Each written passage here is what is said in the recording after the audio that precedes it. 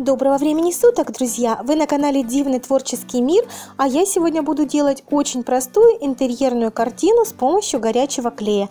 Давайте приступать. Итак, я взяла бумагу размера А3, это акварельная бумага для акварели, и нарисовала на ней вот такие листья, просто простым карандашом.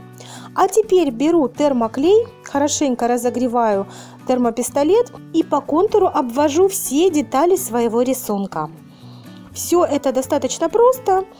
Пока я все дорисую до конца, остальная картина уже успеет высохнуть, и я буду приступать к раскрашиванию. Кстати, идеи сюжета таких картин можно найти в интернете в огромном количестве. Не обязательно рисовать самим. Я открыла в интернете, просто в строке поиска написала красивые листья, и у меня открылась масса вариантов. Но я не стала распечатывать, а просто посмотрела разные варианты и уже сама нарисовала карандашом, взяв по чуть-чуть отовсюду. Вот и все. Можно распечатать сразу на листе А3, допустим, и уже у вас будет готовая картина, вам только останется обвести ее термопистолетом.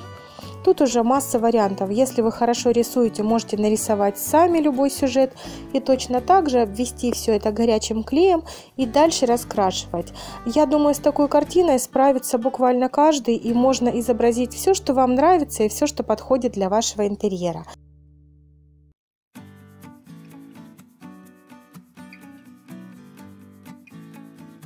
Ну вот, я обвела все по контуру клеем, а теперь беру светло-серую акриловую краску. Для этого я взяла белую краску и добавила в нее черный колер. Таким образом получился серый цвет. И вот в такой светло-серый цвет я окрашиваю всю картину. Это будет базовый первый слой. После высыхания между листьями все промежутки закрашиваю темно-серым цветом. Это будет основной фон, на котором будут расположены листья.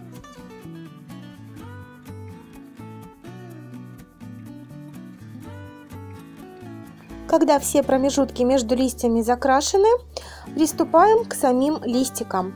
Я хочу сделать несколько ярких акцентных таких моментов, добавить своей картине более таких сочных цветов. Для этого взяла темно-фиолетовую акриловую краску.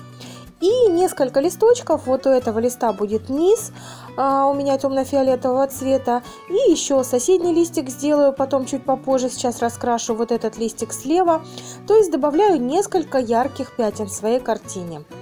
Во-первых, в природе бывают листья разного цвета, совершенно разного. А во-вторых, картина может быть футуристичной. Кстати, идею для своей картины я нашла в Пинтересте. Обожаю его, всегда смотрю, там очень много всяких красивых творческих работ. И всегда можно почерпнуть что-то новенькое и интересное. Только там эта картина была сделана с помощью шпаклевки, а я решила все упростить и сделать из горячего клея.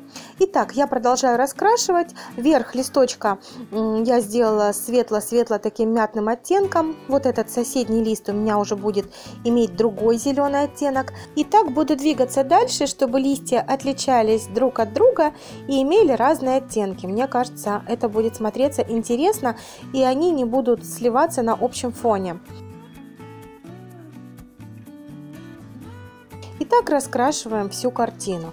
Можно сделать в осенних красках, в ярких таких, оранжевых, коричневых. Все зависит от того, что вы хотите изобразить и что вам нравится. А за счет того, что мы все контуры обвели термоклеем, картина получится очень фактурная и выпуклая. И в итоге на листьях будет видна каждая прожилка. И с любого ракурса эта картина будет смотреться очень интересно.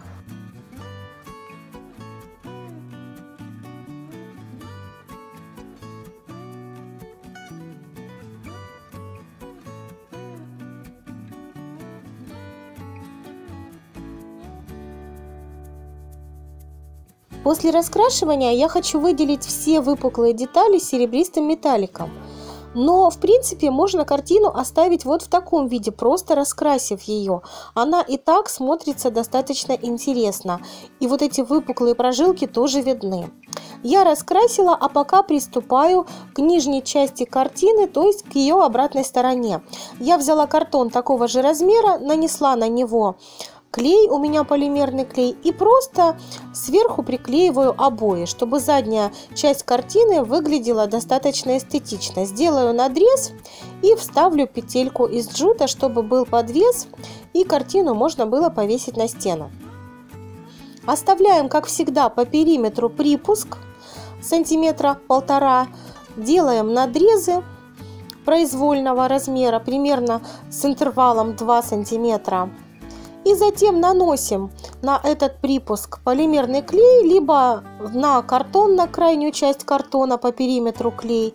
И подклеиваем, подгибаем вот эти краешки. И тогда все будет смотреться аккуратненько, края будут закрыты. И сверху уже на вот эту основу я приклею свою лицевую часть. Те самые листья, которые мы раскрашивали. И картина, в принципе, будет готова. Для склеивания передней и задней части картины также использую полимерный клей. Наносите его очень тщательно, чтобы не было у вас пустот. Все аккуратненько разравниваем и склеиваем. А после приклеивания я положила картину под гнет, то есть положила сверху на нее тяжелые книги и оставила на ночь для полного высыхания. Тогда у вас не образуется пузырьков воздуха. А теперь беру большую плоскую кисть щетина и серебристый металлик. Наношу его на картон и кисточку отбиваем.